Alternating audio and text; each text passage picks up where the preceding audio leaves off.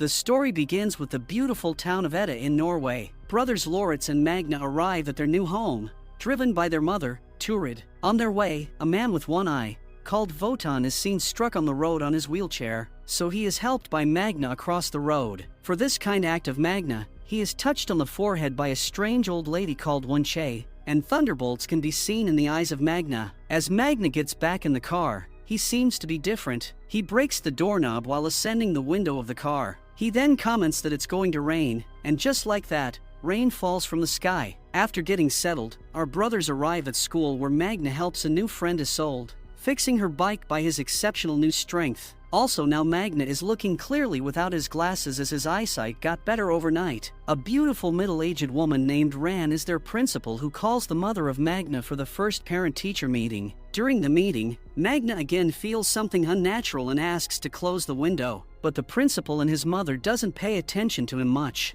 Magna is continuously seeing signs of Norse mythology on different things like the hammer of his mother. He doesn't know what is happening with him yet. The following morning, Isolde invites Magna up to the top of the mountain for a hike. Here, during the hike, she reveals she's actually a lesbian and in love with Saxa, a girl from their class. After some time, they reach a place where they see a caution board warning them not to go ahead further, but Isolde wants to go ahead. She says that this caution board was not present last week, so it must be safe for them to go ahead. Before Magna could make up his mind, he received a message from his brother Loritz telling him that their mother's health was critical. This prompts Magna to run back home, leaving Isolde alone on the mountain. So Isolde continues her hike and sees that the glacier is melting more quickly than expected, and there she sees a tunnel exposed due to the melting of that glacier. She takes some photos of the surroundings, and as she is interested in environmental issues due to the harmful effects of the industries, she also takes some water samples from there. Then Isolde enters the tunnel in front of her where she sees a hidden storage area owned by Judel Industries. On the other hand,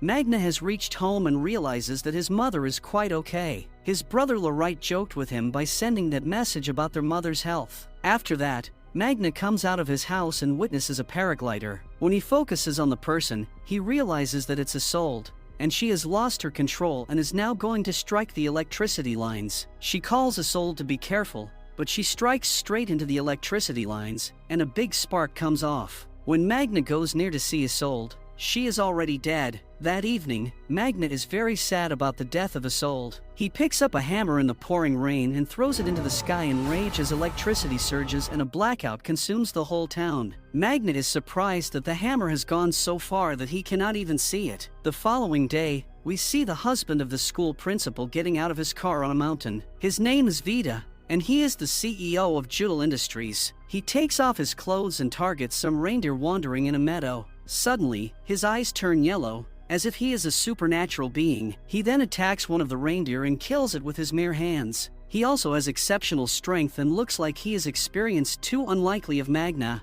He then rips off the chest of the reindeer and takes its heart out. After that, Vida goes to a cliff of a mountain, looking at the sky and lake in front of him. It seems like some type of ritual as Vida is out of his clothes, and he eats the heart of the reindeer there with all the blood smashing his face and hands. The next day, Turid reaches the Judel Industries at the time when Vida has come there. Turid has got the job of accountant at Judel Industries using his past connection with Vida. They have known each other since their teenage life. Vida tells Turid that someone has vandalized his car by smashing a hammer in the front window, so he asks Turid to contact the insurance company to handle the matter. When Turid sees the picture of the smashed window, she recognizes the hammer as her own. Actually, it was Magna who threw the hammer last night, and it fell far off the car of Vida. After returning home, Turid rebukes Magna for vandalizing the car of Vida, but Magna is unable to understand how a hammer can go so far as the car was parked in front of the house of the Jewel family, which is far away from the house of Magna. He then calculates the distance using Google Maps, which comes up to be 1.5 kilometers. So Magna was able to throw a hammer to a distance of 1.5 kilometers.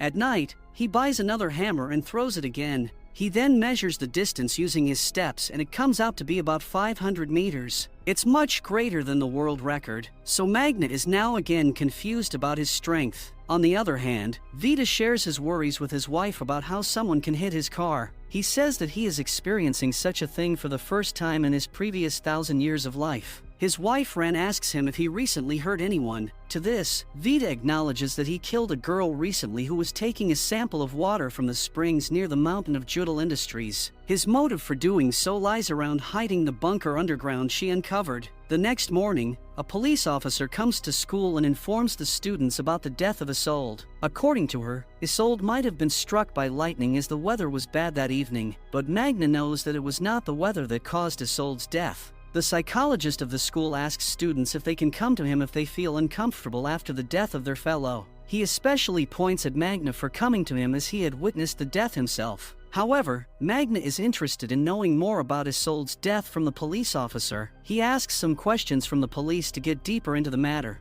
but in the end, he realizes that the police want to bury the case, saying it was an accident. As he is asking questions from the police officer, Ran is secretly listening to their conversation, and she is worried about the interest of Magna in the case because it can expose her husband. For now, Magna is convinced that whether the police have joined hands with Judal Industries or they are not taking the matter of the murder too seriously, so he has no hope from the police department. The following day, Jewel family members Saxa and Fjord take both the brothers Magna and Loritz with them in their car. Saxa and Fjord are brother and sister and study with Magna and Loritz. Their father Vita has assigned them to get close with Magna and know more about him. So today they are taking the both brothers with them to their home so that they can enjoy some time together. On the way, a bird crashes with the windshield of their car and Saxa and Fjord comes out of the car to check on the bird. They are pretending as if they are concerned about the bird, but when they are alone and Magna and Loritz are not seeing the both siblings, Saxa eats the bird as if she enjoys eating the living things. The Judal family is definitely something. Later that day, Magna records his running speed in a long hallway,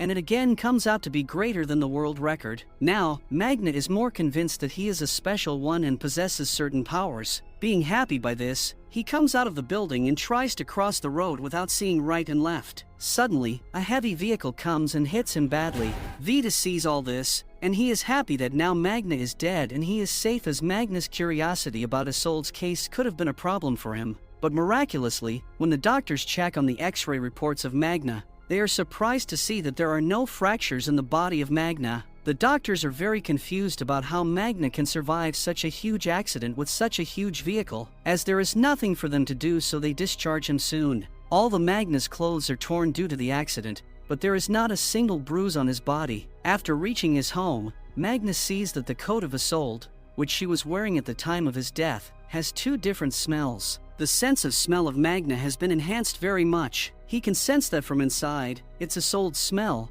while from outside, it's some smell of the blood of someone else. So he gets very intrigued about this thing. The next day in class, Saxa invites Magna and his brother Loritz to her house again, saying it will be fun and that the whole class will be there. Magna agrees, though he's a little unsure. That evening, Magna and Loritz arrive at the Jewel family's big, fancy house. They are welcomed inside and see Ran and Vita already there, but no one else from their class has shown up, which makes Magna suspicious. Loritz, on the other hand, doesn't mind. He's excited to be in such a rich and luxurious place. The Judal family has prepared a big dinner with many different dishes. Magna and Loritz enjoy the food and are also offered some rare, expensive wine. They drink a lot and chat with Saxa and Fjord while Ran and Vita listen quietly. That evening, Vita notices that Magna doesn't seem affected at all, even after drinking so much wine. Curious, Vita steps forward and offers Magna an ancient drink called mead. He explains that their ancestors used to drink it and that it's both pleasant and special. Intrigued,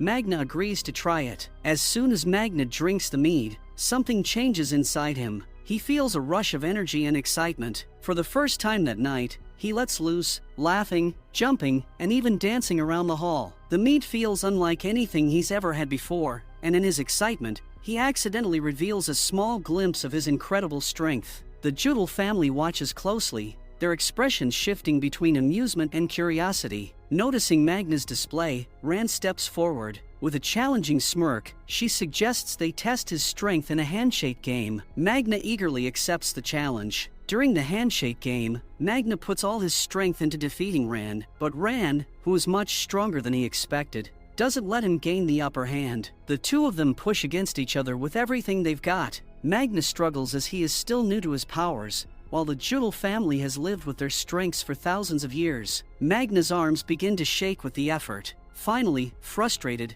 He asks Ran who she really is. Ran doesn't answer right away. Instead, she counters who Magna is. Before Magna can respond, something strange happens. For a brief moment, Ran's face changes completely. Her features transform into something old, fierce, and terrifying, a face that looks like it belongs to a dangerous villain from ancient stories. Magna stares in shock, and he is unable to speak. Just as quickly as the change happens, Ran's face shifts back to her normal self, calm and composed, with no sign of the sinister expression he just saw. Magna is unsure if what he witnessed was real or his imagination. Magna's unease grows as he realizes there's much more to the Jewel family than he thought. Later, Magna catches a glimpse of himself in the mirror. For a split second, he's stunned. His face seems different. Hair has sprouted all over, making him look wild and beast-like. But when he blinks, the image is gone. He shakes his head, unsure if it is real or not. Back home, Magna feels restless. He opens his laptop and begins researching ancient myths and Norse mythology,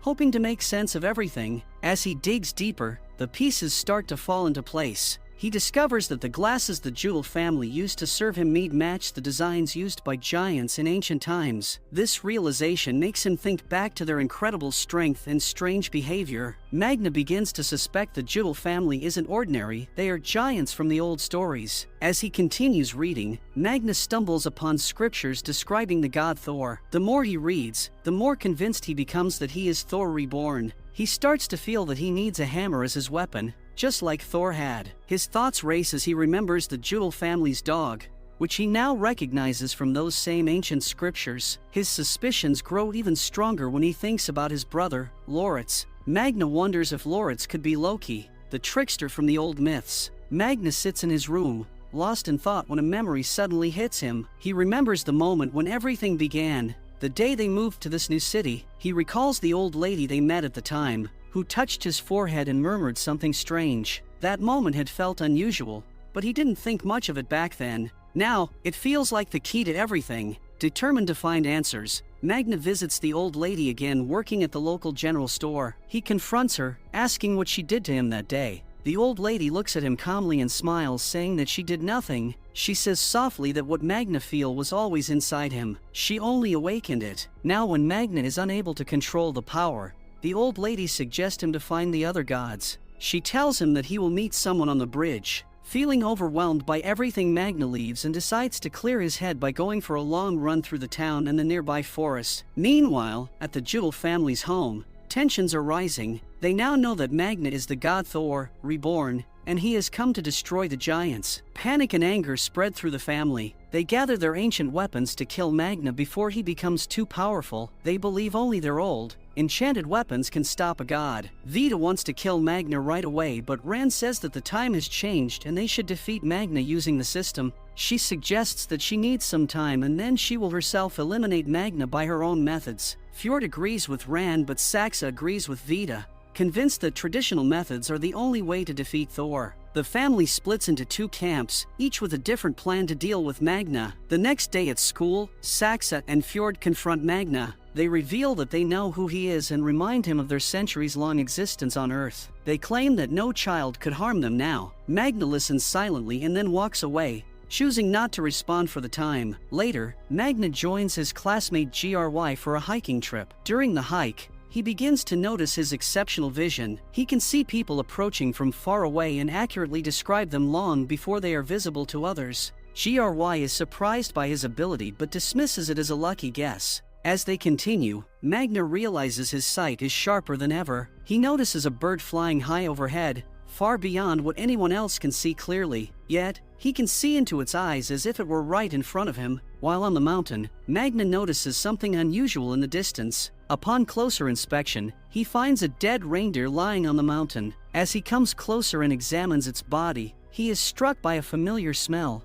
the scent of blood, the same one he had noticed on Isolde's overcoat earlier. Also, the reindeer's heart is missing, as if it had been deliberately removed. Later, Magna returns to the campsite where his classmates are gathered around. To his surprise, Vita is there as well, blending into the group effortlessly. There he asks Magna to help him prepare meat for the evening meal. So, Magna begins cutting the meat into small, precise pieces with surprising skill. Vita watches him closely and remarks on how skilled he is, almost as if he has been doing it for years. Vita then hints that he knows more about him than he might realize. He warns Magna that he and his family will not be defeated by Magna. However, Magna leaves without saying anything. Later, Vita devises a plan to kill Magna while they are still on the mountain, knowing it would be easy to make it look like an accident. To carry out the plan, he sends his dog to hunt and kill Magna. Meanwhile, Magna is watching GRY leave with Fjord for a paragliding trip. He follows them, but by the time he reaches the takeoff point, they have already left the mountain. Actually, Magna loves GRY, and he doesn't want to let GRY go into the hands of Fjord. As he turns back, he senses that someone is following him. He looks around but sees nothing at first. Suddenly, the dog lunges at him, attacking ferociously. The beast tries to overpower Magna, but he grabs a stick and forces it into the dog's mouth, using all his strength to defend himself. The fight is intense, but Magna's power proves greater. He kills the dog, tearing it apart by holding its mouth and ripping it open. Afterward, shaken and angry, Magna heads to find GRY and Fjord. When he finally tracks them down, he is met with a heartbreaking sight. They are at Judel's house, lying together, naked on the bed. Magna had feelings for GRY, but seeing her with Fjord left him hurt and silent. He decides to leave them alone and walks away. Back on the mountain, Vita finds his dog's body lying lifeless on the rocks. This sight fills him with rage. Now, he is determined to take revenge on Magna,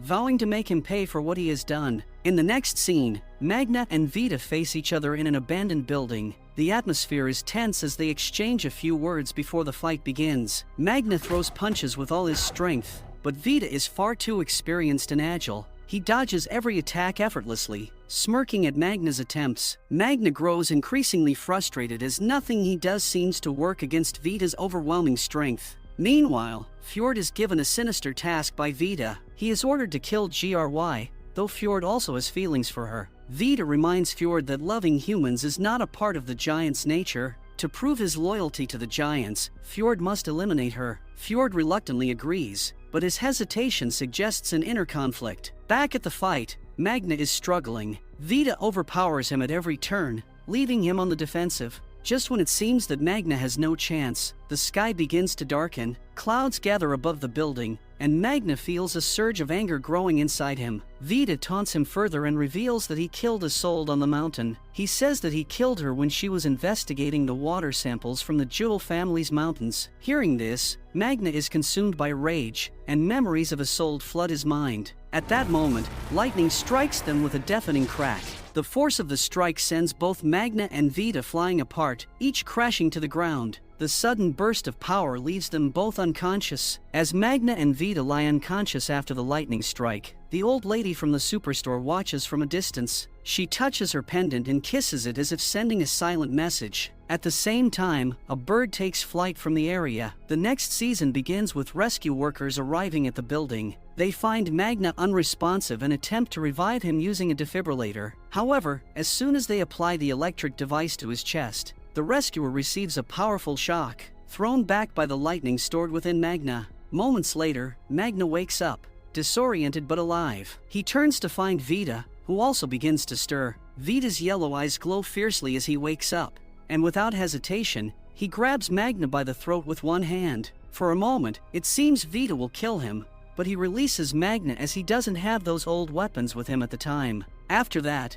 Magna returns home and decides to confide in his brother, Loritz. He reveals his belief that he is Thor and suggests that Loritz might be Loki. Loritz initially dismisses the idea, laughing at Magna's claim. To prove his point, Magna picks up an iron baseball bat and bends it effortlessly in front of him. Loritz, shocked and speechless, begins to reconsider, though he doesn't fully accept the truth yet. Later that day, Magna meets a girl named Iman on a bridge. She seems mysterious and familiar, as if connected to the prophecy mentioned by the old woman earlier. So Magna takes Iman with him to his house. Magna asks Iman about her strengths, suspecting she has abilities similar to his own. However, Iman insists that she has no remarkable powers other than her charm and the ease with which she can convince people. Magna suggests that her strength must be something deeper, and she should focus on finding those strengths. Later that day, at a party meeting, Iman begins to suspect that Magna might be right. She decides to test her abilities. Making eye contact with a nearby boy,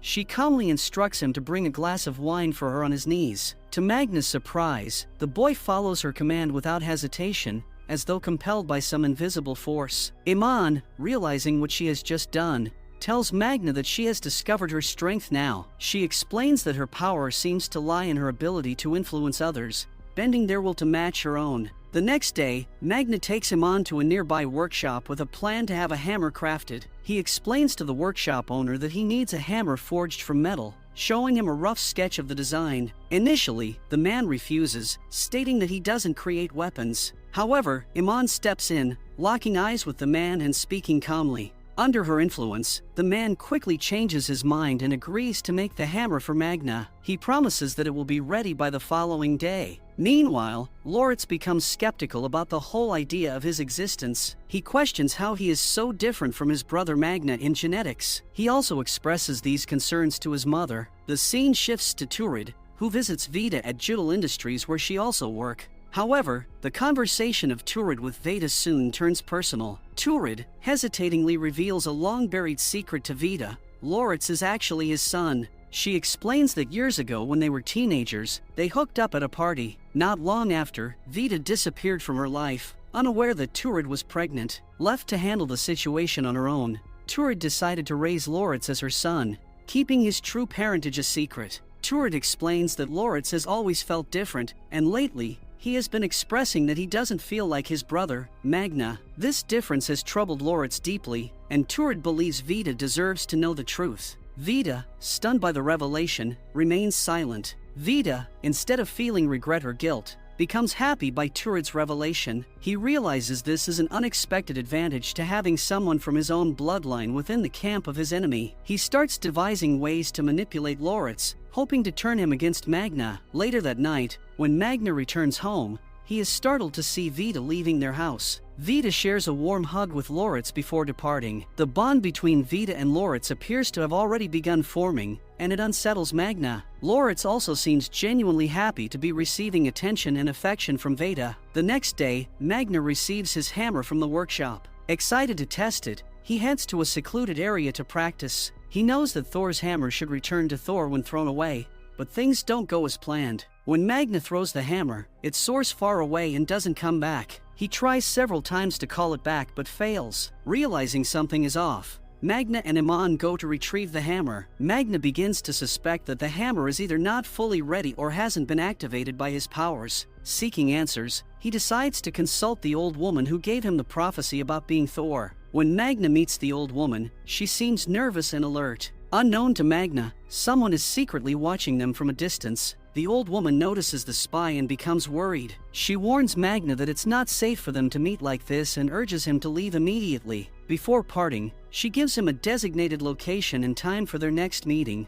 promising to explain everything about the hammer there. The scene shifts to the Jewel family home, where Loritz is now sitting with his father, Vidar. Vidar, wanting to solidify their bond and bring Loritz fully into his team, offers him a cup of mead again, a drink laced with ancient power. Vidar then reveals the heart of a reindeer, which is an ancient and sacred offering. He explains to Loritz that eating the heart of reindeer will awaken his dormant giant blood and grant him the strength and immortality like that of Jewel family. Though hesitant at first, Loritz gives in, and he eats the heart. Suddenly, he feels an immediate surge of power coursing through his body. To test his transformation, Vidar holds Loritz's hand over a roaring fire. At first, Loritz feels the sharp pain of the flames, but his wounds quickly heal before his eyes, a clear sign that his body has become invincible like the other giants. Vidar, pleased with the outcome, informs Loritz that he now possesses eternal life and will no longer age or die like ordinary humans. Loritz begins to embrace his newfound identity. The questions about who he truly is now have answers, and he feels content with his new self. When he returns home, he shares everything about the Jewel family with Magna. He tells Magna about Vidar's plans, his transformation, and how the Jewel family is targeting the old lady who had given Magna the prophecy. Hearing this, Magna quickly understands that the old lady is in danger because of her connection to him. Meanwhile, the scene shifts to Ran, who has tracked down the old lady. The old woman, sensing danger, kisses her pendant and transforms into a bird to escape. However, Ran, an expert archer, fires an arrow with precision. The arrow strikes the bird mid-flight, and it falls to the ground, transforming back into the old lady, seriously injured. The old lady musters her remaining strength and crawls to a nearby house. There, she finds an old man in a wheelchair and hands him her pendant. With her last words, she urges him to help Magna fulfill his destiny and truly become Thor. Moments later, her body turns into ashes, leaving nothing but a pile of sand. Magna arrives just as the old lady breathes her last. He kneels by her ashes, devastated that he couldn't save her. The scene shifts to the old man who has received the pendant from the dying woman. Though confined to a wheelchair and unable to walk, as soon as he holds the pendant, a transformation occurs. The pendant's mystical power courses through him, and the man rises to his feet unaided. It is revealed that this pendant has granted him immense supernatural strength, making him the king of the gods, Odin. Meanwhile, Magna returns home, where Loritz is eager to demonstrate his newfound abilities. Loritz grabs a screwdriver, stabs it into his own hand, and pulls it out. To Magna's shock, the wound heals instantly, leaving no trace of injury. Loritz appears proud of his transformation, but Magna is deeply worried. Despite his unease, Magna knows that the ancient texts have foretold this. Loritz is Loki, the god of mischief, destined to play a significant role in the future. Though Magna dislikes what his brother has become, he cannot deny the truth of the prophecy and the weight of their destinies. The following day, Magna visits the old man who now wields the power of the mystical pendant. The old man tells Magna that they must locate the other gods scattered among humanity. They need to unite and form a team strong enough to stand against the giants, who hold control over the city and pose an imminent threat to humanity.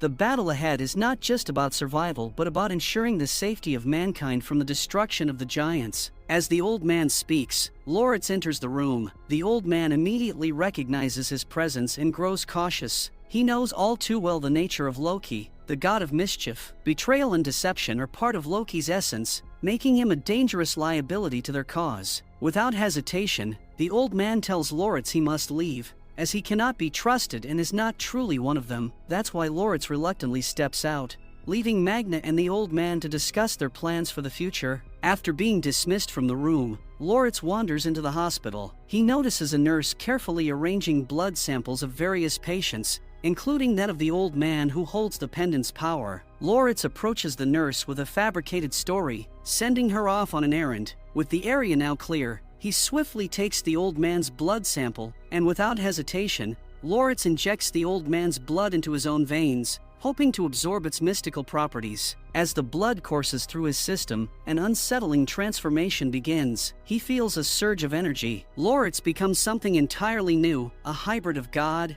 giant, and mortal. Later, we see a public protest take place, with crowds gathering to denounce Judel Industries for poisoning the region's drinking water. The scene is chaotic, with chants and banners filling the area. Amid the uproar, Loritz sneaks into Vita's vehicle, making his allegiance clear by flipping off Magna and the rest of the gods' team. His frustration with being excluded from their plans drives him to side with the giants. Upon arriving at the Judel estate, Vita welcomes Loritz with a smile, sensing. He leads Loritz to a hidden chamber, where ancient sculptures, ornate monuments, and weaponry from ages past are displayed. The room gives a sense of timelessness, heavy with history. Vita explains that these relics belong to the giants, who have ruled the earth for thousands of years. Loritz questions how the giants managed to live for so long without showing their age. In response, Vita reveals his true face, which is wrinkled and weathered, bearing the weight of centuries. So he too gets old, but he has hidden his old worn-out face behind a young mask.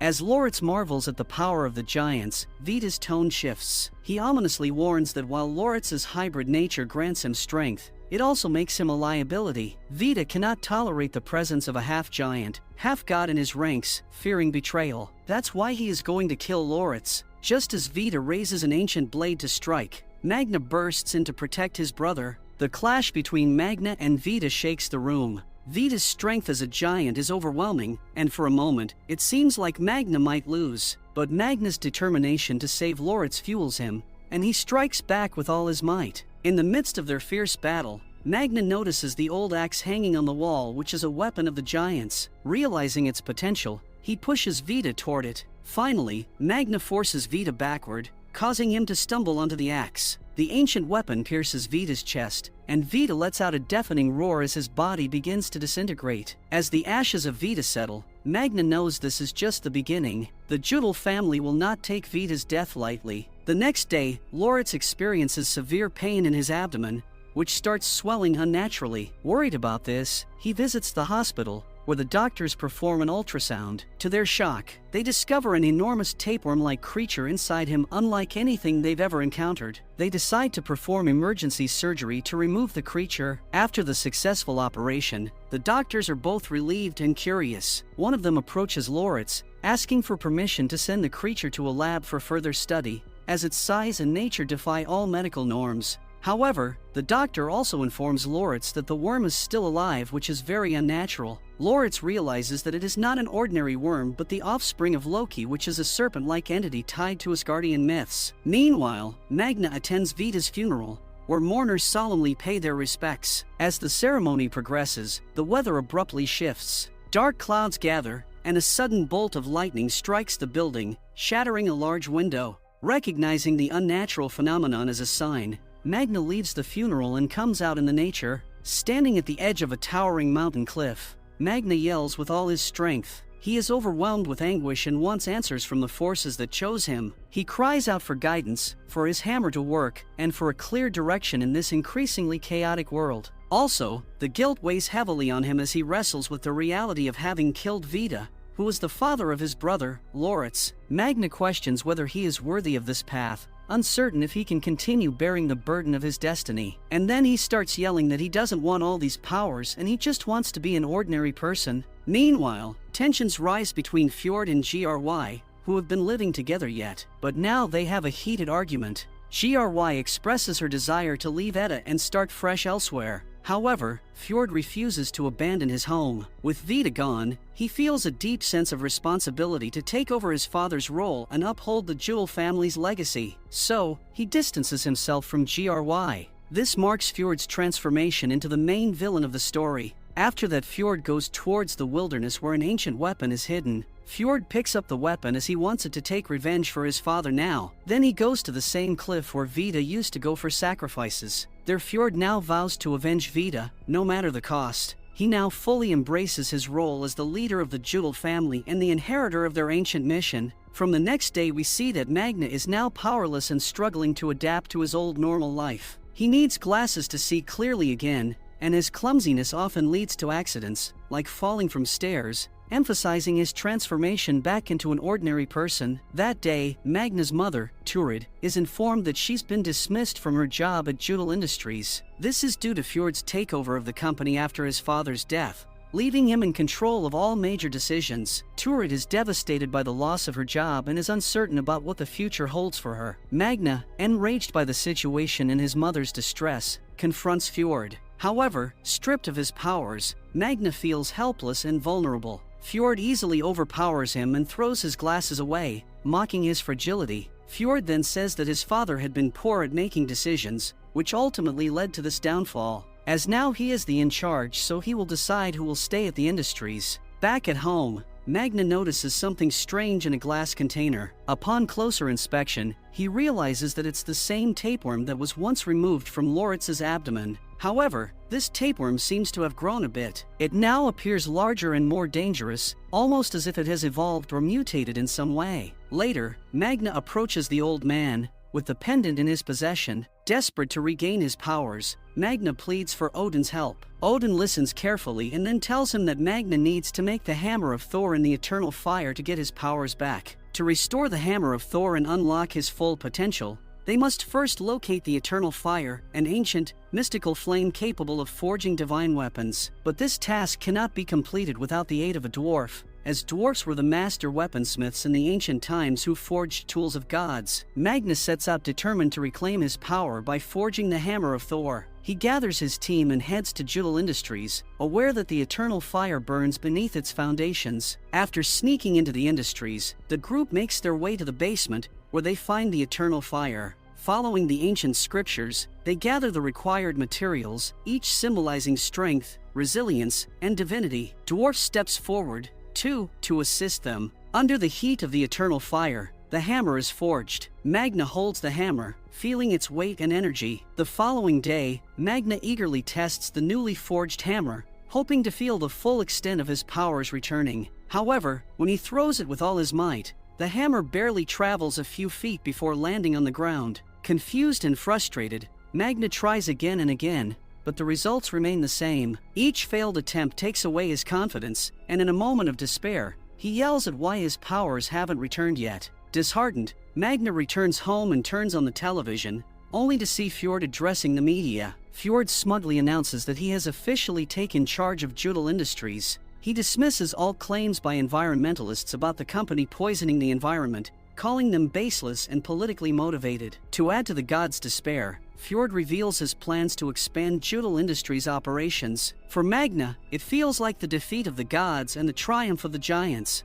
Later that night, the weather grew intense, with dark clouds spreading across the sky and heavy winds picking up. Magna realizes that it is a sign from nature, so he grabs his hammer and steps outside. Looking up, he sees lightning flashing furiously across the sky. Understanding what he needs to do, he raises the hammer toward the heavens. Suddenly, a brilliant bolt of lightning struck the hammer, illuminating the surroundings. The strike seemed to awaken the hammer. Magna also feels a surge of strength, realizing that his powers has returned. Meanwhile, at the Judel household, Fjord is confronting Saxa because she wants half of the Judel businesses for herself. That's why he beats her and confines her within the house as punishment. After some time, Magna arrives at the Judel house. Inside, he found Saxa sitting alone and wounded. She begins speaking to him and tries to persuade him that together, they could rule the world. Saxa argues that, with her ability to influence people and control narratives, combined with Magna's immense strength, they could achieve anything. However, her true intentions become evident when she suddenly lunges for Magna's hammer. Prepared for her move, Magna swiftly catches her mid-action and pins her to the ground, preventing her from taking the weapon. However, their close proximity lead to a romantic moment, and they end up kissing passionately. After that, they became intimate. However, this was all part of Saxa's plan. Her primary goal was to keep Magna distracted while Fjord and Rand carried out their mission to kill Loritz. Meanwhile, at Loritz's location, Fjord and Rand confronts him with the intent to end his life. However, Loritz quickly devises a strategy to save himself. He proposes a deal, claiming he knows a way to kill Magna and could assist them if they spare his life. The two giants pause, intrigued by his offer, and begin considering whether his words hold any value. On the other hand, Magna soon realizes that he has left Loritz alone at home and that Fjord and Ran are not at their home too, which raises his suspicions. So he rushes back to his house, only to find Fjord and Ran sitting in their car. Filled with anger, he assumed they had already killed his brother. In a fit of rage, Magna hurls his hammer at their vehicle, splitting it in two. However, just then, Magna hears Loritz's voice. Loritz is still alive, though he is injured. Overwhelmed with relief, Magna immediately runs to his brother to support him. A few days later, Loritz is seen standing by a large water body. He is holding his offspring, the monstrous worm he had nurtured since its removal from his abdomen. After a heartfelt kiss to the worm, he releases the worm into the water. He has promised the giants to let the creature grow until it is powerful enough to kill Magna. After all, only a worm of Asgard could destroy Thor. Also, the giants are looking at him from a distance,